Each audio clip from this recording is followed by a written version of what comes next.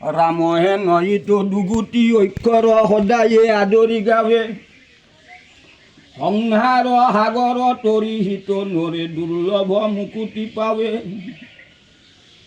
উইবে মলমতি লোকৰ নিশ্চয় গুচিবে হবে আচাৰ কলি যুগে ইয়াৰ অন্যত্ৰ ধৰ্মত কাৰো নাই অধিকাৰ। যে শুকমুনি পৰীক্ষিত ৰাজা গংগা নদীৰ পাৰত ৬০,০০০ ঋষিমুনিৰ মাজত ভগৱান কৃষ্ণৰ বৈকুণ্ঠ প্ৰয়াণৰ কথা, ভগৱান কৃষ্ণৰ লীলাগুঞ্জ চৰিত্ৰৰ কথা ব্যাখ্যা কৰে। গংগা নদীৰ পাৰত সেই ব্যাসৰ পুত্ৰ শুকে পৰীক্ষিত আৰু লগত ৬০,০০০ ঋষিমুনি ভাগৱত কৰে। আৰু মৈত্ৰেয়ী উষাৰু ঋষিৰ পুতেকৰ নাম মৈত্ৰেয়ী, বিদুৰক ভাগৱত জ্ঞান দিয়ে। ক'ত দিয়ে তেওঁলোকে? হৰিদ্বাৰ। আৰু আমাৰ ২৮ সহস্ৰ ঋষি বেদত প্ৰধান, ২৮,০০০ ঋষি বেদত শ্ৰেষ্ঠ। কিয়? তেওঁলোকে দুইবাৰ ভাগৱত শুনিছে। ৩২,০০০ একবাৰ শুনছে, ২৮,০০০ দুইবাৰ শুনছে। দ্বিতীয়বাৰ ভাগবত ক'ত শুনছে? নৈমিষাৰণ্য। নৈমিষাৰণ্যত উগ্ৰশ্ৰৱা ঋষিমুনিৰ পুতেকৰ নাম সূত, আৰু সেই সূতে ভাগৱত নৈমিষাৰণ্যত কৰে। যে ভগৱানৰ নামটো সঁচা, আন চব মিছা। এইকাৰণে কৈছে লৈকিক হ'লি, যদি আমি লৈকিক নিয়মত চাওঁ, টকা পইচা ধন জন ল'ৰা ছোৱালী পুত্ৰ ভাৰ্যা ঘৰ দুৱাৰ মাটি বাৰী এইবিলাক হ'ল আমাৰ ধন। যদি আমি বৈদিকেদি চাওঁ, ভগৱানৰ নামটো ধন।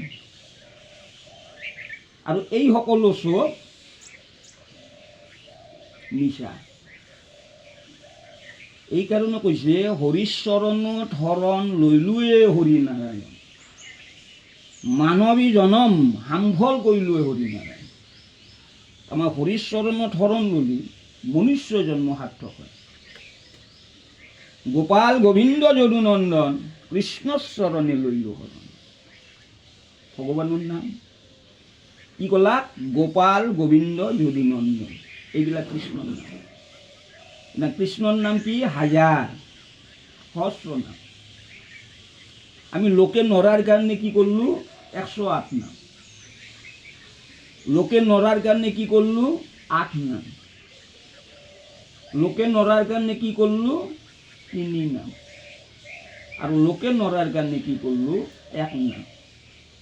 আৰু এই কাৰণে কৈছে শক্তি অনুসাৰে ভক্তি, যাই যিমানখিনি পাৰে। এইখিনিয়ে শুকমুনি পৰীক্ষিত ৰাজা কৰিছে। পৰম মংগল হৰিৰ নাম ধৰ্ম। ভগৱানৰ নাম ল'লে মংগল হয়। যাহাৰ থাকে মুখত, ভগৱানৰ নাম সকলোৱে গাইব নোৱাৰে। পুণ্যবাণীহে ভগৱানৰ নাম মুখত আহিব, আৰু পাপীসকলৰ ভগৱানৰ নাম মুখত নাহে। এইটো হ'ল মূল কথা। তাৰ তেতিক্ষণে ভস্ম হৈয়া যায় মহাপাপ কৌটি হয়। তাৰমানে ভগৱানৰ নামটো মুখেদি লোৱাৰ লগে লগে ১০০ কোটি জন্মৰ পাপ কাটা যায়।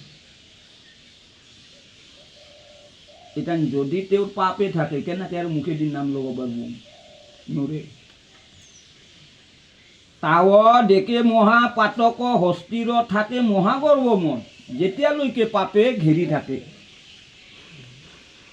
যেনেকৈ হাতী চাৰিওফালে আছে, সিংহই গৰ্জন মাৰি পৰে। ভগৱানৰ নামটো শব্দত ধ্বনি হোৱাৰ লগে লগে দুখ দুৰ্গতি বিপদ আপদ ভূত প্ৰেত বিঘাত ব্ৰহ্ম ৰাক্ষস চব পৰে।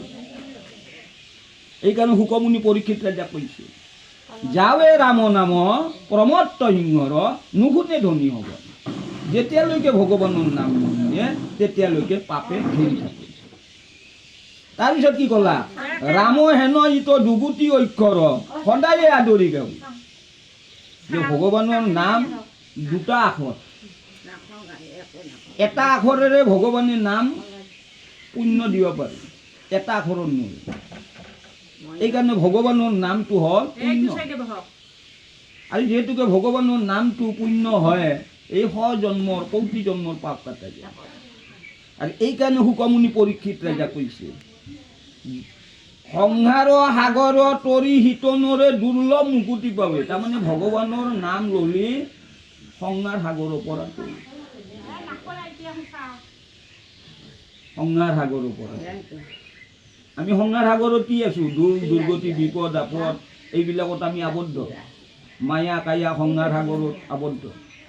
এইকাৰণে তাৰপিছত কৈছে, পূৰ্বে মলমতি লোকৰ নিশ্চয় গুচিবে হবে আছা। ভগৱানৰ নাম কীৰ্তন যায় নকৰে সি অসুৰ, আৰু যায় কৰে সি অসুৰ। এইকাৰণে কৈছে ভগৱানৰ নাম নলয় মানে কি? মলমতি, অজ্ঞানী, মূৰ্খ, অধম। আৰু যায় ভগৱানৰ নাম লয় সি জ্ঞানী, উত্তম, পুৰুষাৰ্থ। এইকাৰণে কৈছে কলি যুগে আৰু অন্যত্ৰ ধৰ্মত কাৰো নাই অধিকাৰ। তাৰমানে ভগৱানৰ নাম বিনা কৰে কলি যুগত অন্য গতি নাই। তাৰমানে কি কৈছে? দ ঘৰ সাগৰ যদি কলি তো আত আছই মহাগুণ, কেৱল কৃষ্ণৰ কীৰ্তন কৰন্তে উপজয়ী সমস্ত পুণ্য। কলিকালটো যদিও বেয়া, ইয়াত এটা ভাল গুণ আছে, ভগৱানৰ নাম ল'লে ভগৱানে উদ্ধাৰ কৰে। এইকাৰণে কৈছে কৃষ্ণত বিনাই আনগতি নাই, জানিয়ালৈ হ'ব। ভগৱানৰ নাম বিনাকাৰে আন তৰণ উপায় নাই। এইকাৰণে আমি সকলোৱে বিয়া হৈছোঁ, শৰণ লৈছোঁ। এই শৰণৰ নামখিনি লোৱা সকলোৰে দায়িত্ব দৰকাৰ। আৰু এই শৰণৰ নামখিনি যদি নলৈ, ভগৱানক যদি নাগৈ, ভগৱানক যদি নুশুনে, ভগৱানক যদি নাভাবে, উদ্ধাৰ নাপায়। আৰু এইকাৰণে শুকমুনি পৰীক্ষিত ৰাজা কৈছে, জ্ঞান কৰ্ম এৰি কৰা হৰিত বিশ্বাস, কৃষ্ণৰ ভকতেও সাগৰ শংকা। যে কৃষ্ণক ভক্তি কৰিলে সুখ আনন্দ পায়।